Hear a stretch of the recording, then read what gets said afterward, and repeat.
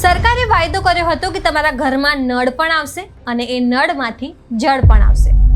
અડધા અધૂરા નળ તો લાગી ગયા, પણ જળ હજી સુધી નથી પહોંચ્યું. નલ સે જલમાં ભ્રષ્ટાચાર આચર્યો હોવાનું સામે આવ્યું છે. ગુજરાતમાં 1-2 નહીં પણ 11 જિલ્લાઓમાં નલ સે જલમાં ભ્રષ્ટાચાર આચરાયો છે. અને હેરાનીની વાત એ છે કે આ વિશે 34 ફરિયાદો અને 600 જેટલા ગામ પ્રભાવિત થયા હોવાની ફરિયાદ છે.